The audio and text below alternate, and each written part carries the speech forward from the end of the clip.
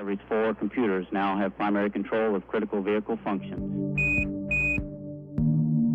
Welcome to this English edition of Ida Space Talks.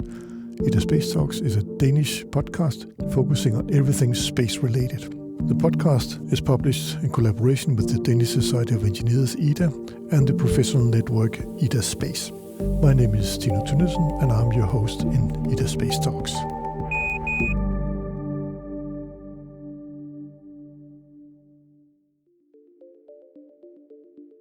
Welcome to this special episode of Ida Space Talks. Joining me in the studio is Jeffrey Manber. Welcome, Jeff. Yeah, great to be here. You are a visionary space entrepreneur, and you received NASA's Distinguished Public Service Medal for 2023. And you also co-founded NanoRacks, the largest commercial user of the International Space Station. And now you're the president of International and Space Station at Voyager Space. And you build space stations. Yeah, it'd be cool to walk into a cafe and if they ask you what you do and say, we're building a space station. Exactly. So I've worked my whole career. Really, I worked so long ago with Ronald Reagan's space station Freedom, which was not successful. No. But I did a commercial contract to use the Soviet Soyuz as an escape vehicle for the crew on Freedom. And then I worked on the Mir space station for the Russians and helped privatize Mir with the European Bank of Reconstruction. Then I led a Dutch company called Mir Corp, where we leased the Russian space station Mir. And then, as you kindly said, I co-founded NanoRacks, and I grew it into the largest commercial user of International Space Station.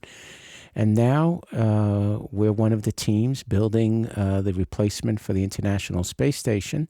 And our Starlab is a wonderful international venture. So really, it's my long way of saying this is my 4th space station. Oh, that's amazing. Yeah, Freedom, Mir, ISS, and now Starlab. So this time I know we got it right. I think as Humphrey Bogart said in Casablanca, this time I think your side's going to win. Yeah. So I'm looking forward to this. Okay, that's cool. But let's start to talk about Voyager Space. What is Voyager Space's vision for the future of space exploration? Yeah, I'm really pleased to have joined Voyager. I sold NanoRacks to Voyager 2 years ago. And the reason I went with Voyager is a combination of really smart people who understand all the things that I'm bad at. They understand financial markets. They understand capital raising, capital formation, and yet they also believe passionately in space. Dylan Taylor, one of the co-founders, is one of the largest private investors individually in new space companies. I don't believe his private capital is in Voyager, but he's a believer in Gerard O'Neill's space colonies, the visionary from the 1970s and 80s in America. And so it's a great team.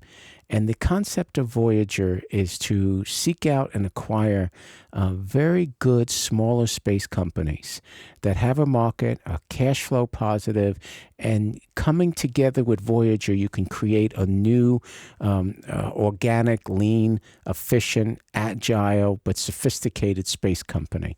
And so right from the start, we're delighted how we're doing. We won the opportunity for the private space station. We'll talk about that. And we're also seeing very good wins and involvement in satellite components, propulsion, and other areas of space. So it's a new generation of commercial space companies. So I guess you are riding the wave of commercialization of space companies. Well, I'd like to say that we helped create the wave, and then our surfboard was ready because we were waiting because we saw the wave coming, helped create the wave, and now we're on the surfboard riding the wave. Okay. Which advancements in commercial space technology do you find most exciting or promising in the near future? I'm not a technologist. I'm more of a policy person in helping create an environment which we were able to do where the NASA and the space agencies are customers rather than owning and operating hardware like the shuttle. But I will say that in my career, seeing the miniaturization We got CubeSats, which have changed the space exploration as we know it. The price has come down tremendously for a satellite, for Earth observation, for using satellites to help understand and deal with climate change. So many people came to understand the value of commercial space with the Russian invasion of Ukraine, where we could see the troops, we could see the tanks because of images from commercial space companies, from Planet, from Maxar. And so that has been a radical change. So the miniaturization of technology, of space technology, like in all other markets, is one area. The price of transportation coming down is another. The ecosystem that's developed in data services, algorithms, it's extraordinary what's happened. Once we made it, we moved the NASA in low Earth orbit. We moved it from designing, developing, and operating and regulating, like the space shuttle, to being a customer. But that brings me to my next question. What were the biggest obstacles in this development, and are they still there? Well, the biggest obstacle was that the United States Space Agency had a monopoly. Yeah, okay. And we don't like monopolies in any market. No. And so for a time in my career, NASA was a competitor. They were a competitor to Ariane with the shuttle. Very few people remember, but I'm old enough to remember when Ariane 3 or something would set a price and NASA on the space shuttle would go lower. And there's a company, quasi-private company, Arianespace, the French European launcher, competing against the United States government. That's not how we do things in this country. And so the major obstacle we had was we had a belief that space was different. And so therefore our activities would be different from aviation, different from how we did railroads, different how we did internet, biopharmaceutical, now AI. And I'm speaking as an American, not as a European. You would do it differently in Europe. And you have a much closer public-private partnership. And so the main obstacle was space agency as a competitor, and that's been eliminated. It's now a customer. Department of Defense is now a customer. That is a big shift. It's an extraordinary shift. Now, whether you're SpaceX or whether you're my former, the company I sold, NanoRacks, whether you're Voyager, whether you're, Planet and Spire and GomSpace and so many companies, Intuitive Machines, which successfully landed a rover on the planet's surface, becoming the first private company. Who was the customer? NASA. NASA didn't tell Intuitive Machines how to design, develop, or operate their vehicle. And yet you get failure. The Israeli company failed, and is it iSpace in Japan, I think, failed. Yeah. But that's the nature of commercial markets. And that's how you learn. Yeah, and the emerging commercial market, you need that customer being the government before others step in. But when did this change happen, and how did it happen? Well, I think it began, a group of us people in the industry became extremely dissatisfied with the space shuttle program. And the United States of America was single point dependent on sending humans and cargo to space and to and from space. And ironically, it was the breakup of the Soviet Union and the privatization, in my view, that the privatization of the Russian space program. I personally helped privatize the Russian space station Mir with the European Bank of Reconstruction. And we were in this ironic situation in the mid-1990s where the Russian program was far more commercial, and the American space program was still government-controlled and operated. And so it wasn't until about 2003, 2004, Congress forced NASA to begin to phase out the shuttle program. And the first step was when NASA became a customer for cargo going up to the International Space Station.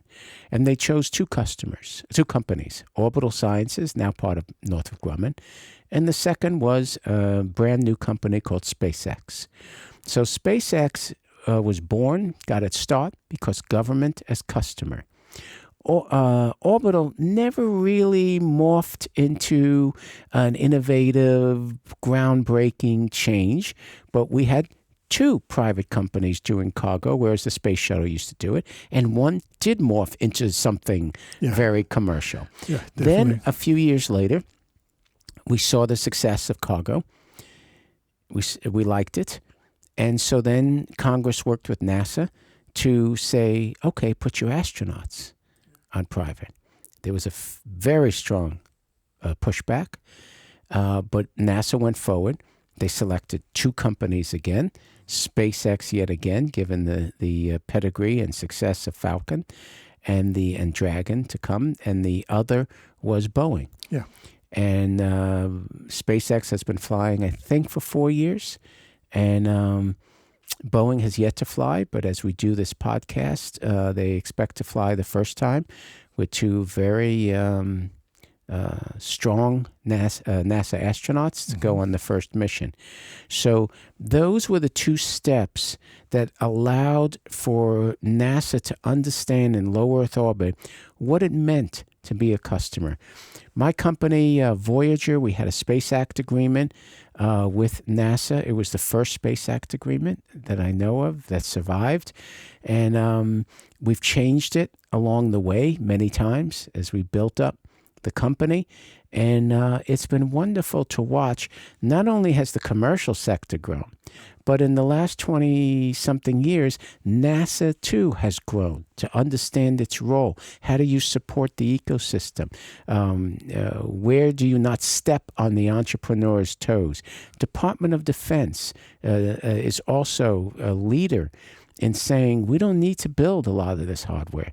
Other agencies are now involved. And whereas in the 80s and maybe early 90s, NASA was the voice of space policy, now we have a Space Council chaired by the Vice President.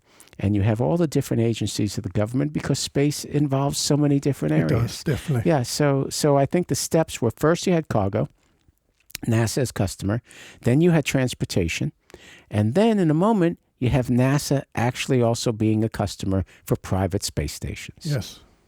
And I think in Denmark, we are at the brink of looking at that. We're not there yet, even though that we got some small startups focusing on space and everything. And you have the astronaut, Andreas. We have the astronaut, of course. But I had some wonderful meetings with Danish government officials. And they were telling me how strong your life sciences is. I don't know, I'll learn English. And there's a perfect opportunity to take what you're very good at and help them move into microgravity research. We're seeing more and more biopharmaceutical companies. We're seeing ag tech companies. More patents are being issued from work on the International Space Station.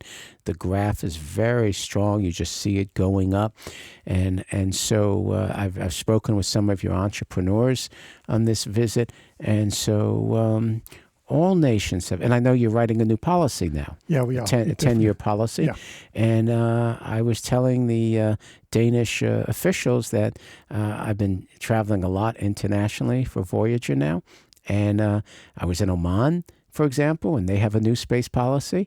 And Saudis have a space policy. And it's EU. very popular now. Yeah, and it's very necessary. Governments see that, wait a second, we need this thing called space.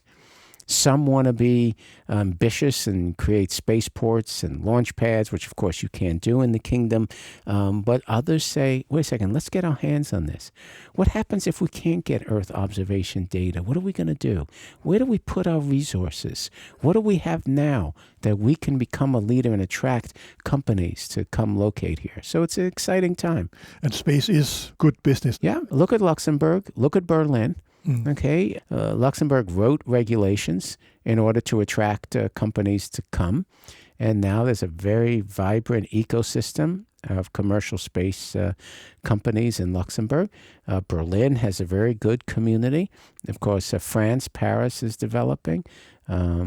And so the UK, I don't know if that's Europe anymore, but Hathon and what they're doing in small sats, they're looking at Launchpad. Yeah. There's some European Spanish. Scotland is also Scotland. moving, Yeah, and Spain has some good entrepreneurs, high altitude balloons, and so it's really. There's challenges in Europe that are different from the challenges in the States, but it's lovely to see it the ecosystem merging here. And about 3 months ago, there was a meeting of the European Space Agency in Spain, and it was music to my ears, we say, when Josef Aschbacher, the head of ESA, said ESA's going to be more and more a customer. I was like dancing. Yeah. Okay, that's what I've been working on for my career. Definitely. Yeah. Jeff, let's move on to you building a space station. Yeah. That's an amazing thing to say. The International Space Station, that's set to be decommissioned in 2030. What role do you see Starlab playing as a successor to ISS? First off, unfortunately, I have to be correct to say I'm not building a space station. We are building a space station. Sorry. Yeah, I mean, I'm very excited by the business model and the way we've approached Starlab. Yeah. We understand that this is an international effort. One of the great successes of the International Space Station has been the partnerships, particularly among Canada, Japan, European Union, and the United States. So we set out, when we were awarded the contract from NASA, to duplicate on a commercial level the partnerships. Mm-hmm. So first we announced that Airbus is an equity partner in Starlab. We created a new company, Starlab, and Airbus was our first equity partner, and they're going to play a major role in building the platform, and I'll talk about that in a moment. And then a few weeks ago, here in the beginning of May of 2024, we announced that Mitsubishi Corporation is going to be our second equity partner. And so that made JAXA, the Japanese Space Agency, very happy. And we should announce in coming weeks other crown jewels of industry from other nations that will join. And the point that we're seeking is to make Starlab, so let's use Europe as the example, for ESA to understand that Starlab is not an American venture. It's an American, European, Japanese, and go on down the list. International. Right. So you can use European taxpayer money, send an astronaut to Starlab. The European organization pays Airbus.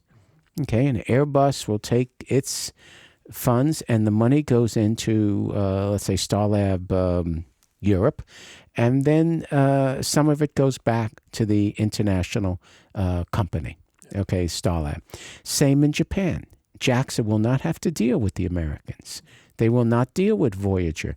They will deal with Mitsubishi Corporation. This makes them very comfortable. So look what we're doing. We're understanding that, again, I'll focus on Europe. Europe is not going to build a manned space station today.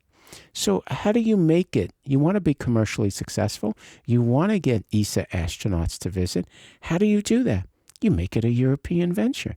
So now Europe can say, this is supporting European companies. And Airbus is Germany, it's France, it's Spain. It's in a lot of, and we hope to involve more European countries commercially as we move along. We hope to involve more countries commercially as we move along. So that's the role of Starlab.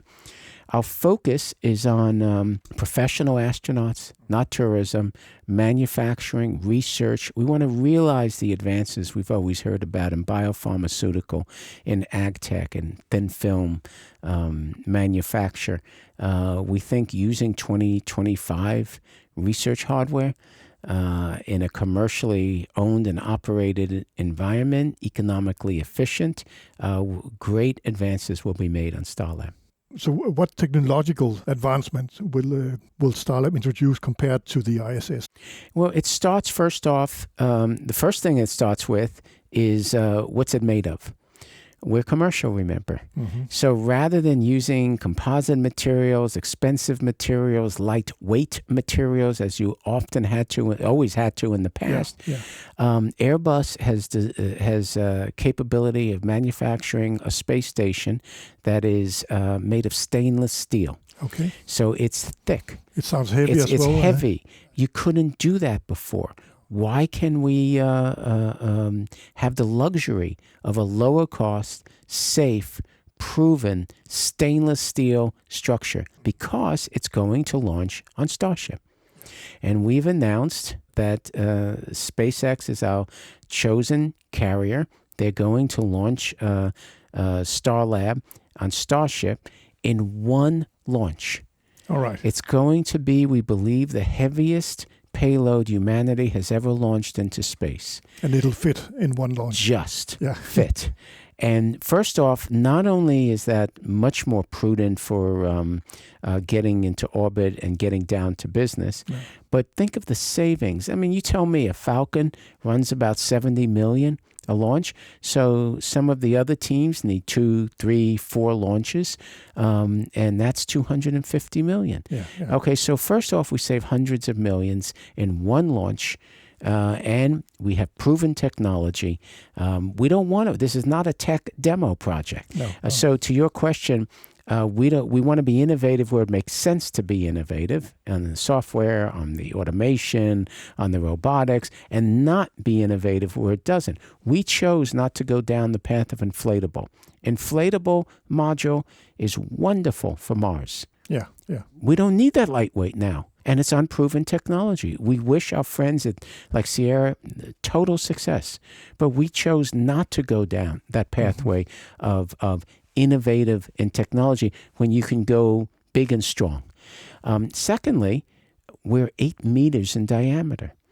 Never been done, a space station 8 meters. You never had a launch vehicle to take you. Starship can support 8 meters. That's amazing. That's amazing. Okay, it's huge. We're going to be 3 floors, 3 sections. Hilton's helping us, the Hilton Hotel's helping us design the crew quarters. And we have other partners. We've announced Palantir, the software company. We'll be announcing others as we move along.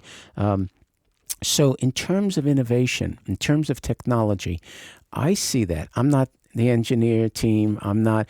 But for me, the innovation takes place in what the astronauts do and how they do it.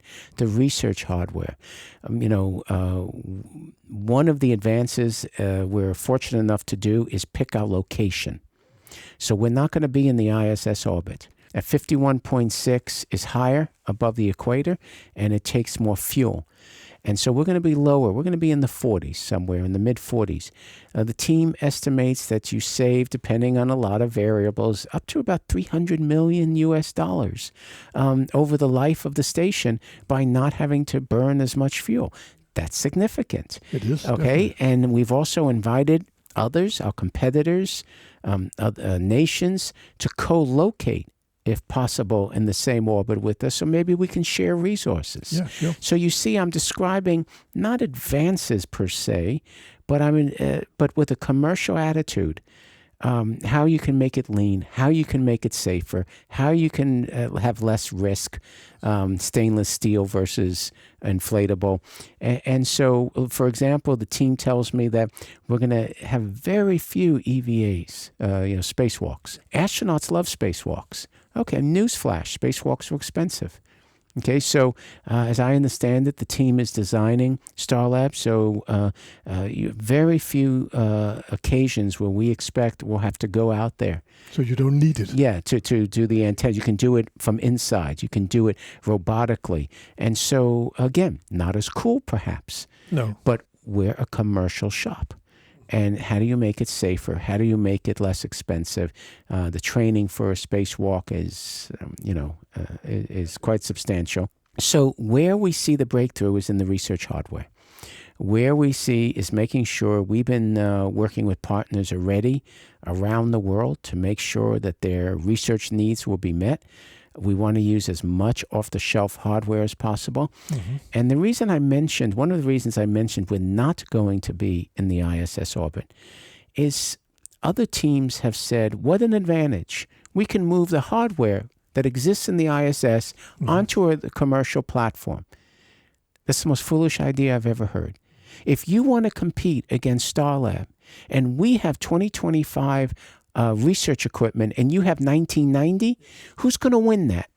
I mean, hello, there's been advances in 30 years. Definitely. And I've told my friends in other space agencies, you do not move the hardware from the ISS onto a commercial platform. Not only is there have been extraordinary, obviously, advances in 20, 30 years, but you owe it to your ecosystem in your country to have a new generation of hardware reflected. Of course, yeah. And so we're very pleased with the choices we're making, the location, the material, the launch vehicle. So it's exciting. I guess Starlab is reshaping the landscape of commercial space exploration. Yeah, it's soon. I mean, we're not there yet, but the things I've described for you, I believe we were the first purely commercial, I could be wrong here, but I believe we're the first purely commercial contract signed by Starship. Yeah. Okay, and SpaceX and Musk did not create Starship to put space stations in orbit. No. He's doing it to go to the moon and on to Mars. But look at that. That's the private sector. Okay, having Starship completely presents, as I've just explained, so many opportunities that were not there before. So, yeah.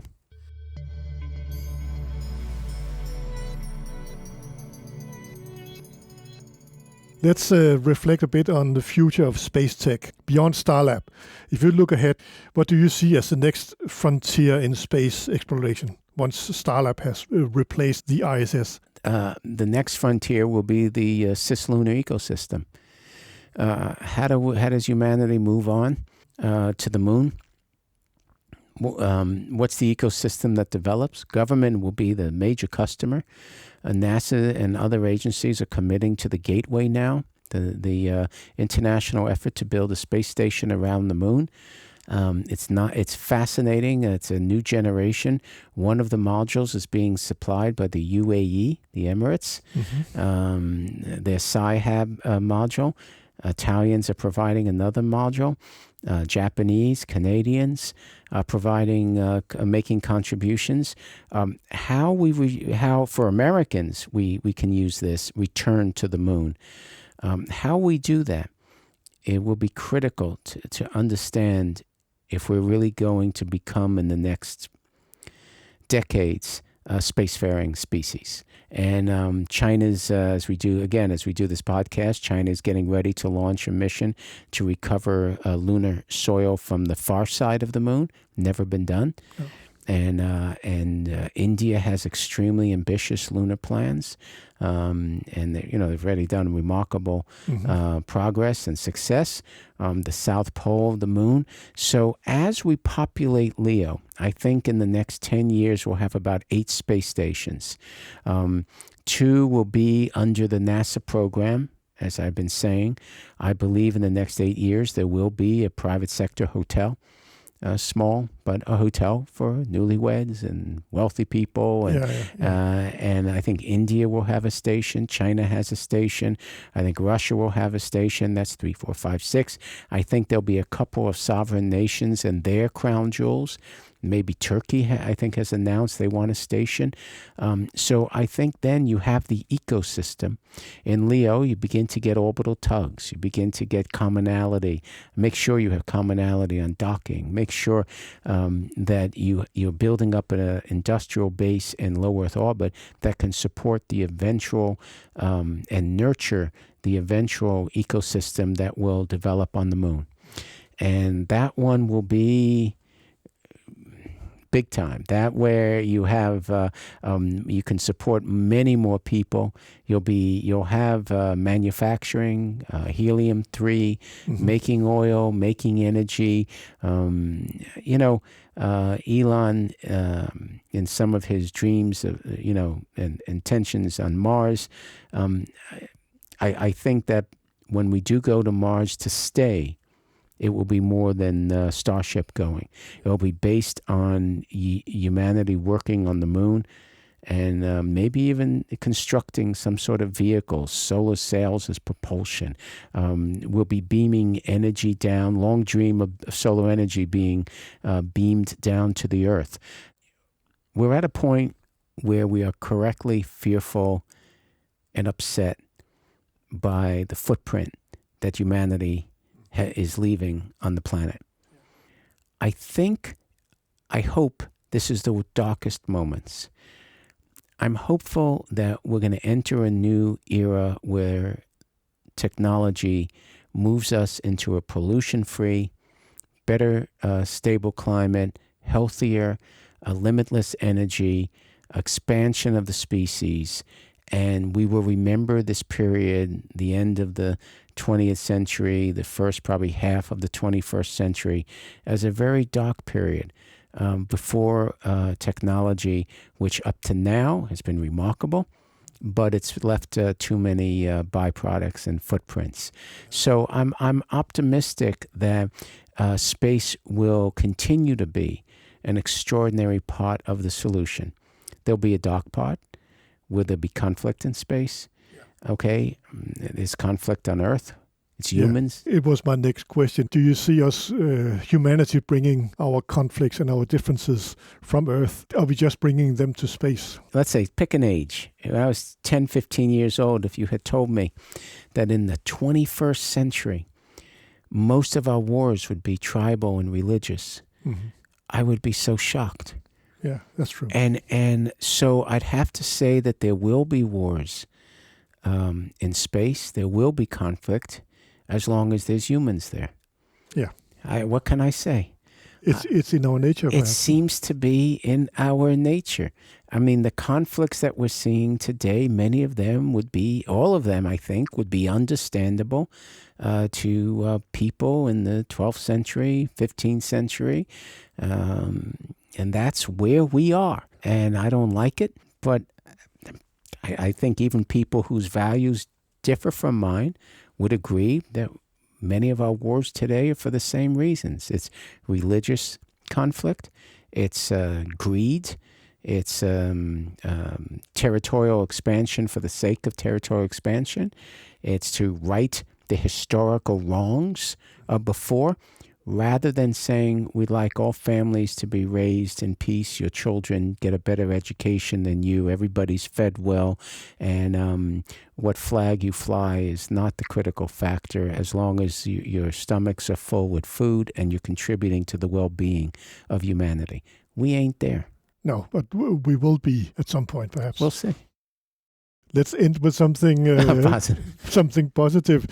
This whole space development, how will that help humanity? Well, it's beyond. I mean, look. I mean, from the trivial now to instantaneous navigation to using low-cost satellites to track pollution in the oceans, ecological problems. We're tracking fish, dolphins, whales. We're understanding the ocean problems. We're understanding the Earth. We may have created these problems, but we're using space to make the Earth a healthier, better place. And that's a beautiful thing that we all should be so proud of in the space community. Definitely. Well, thank you, Jeff, for joining me in IDA Space Talks. It's been great, and I will definitely follow your endeavors in Voyager Space in the future. Thank you. Thanks for the opportunity. Take care, man. Thank you for listening to IDA Space Talks. The podcast is one of several podcasts from the Danish Society of Engineers, and you can find all of them at ida.dk/podcast.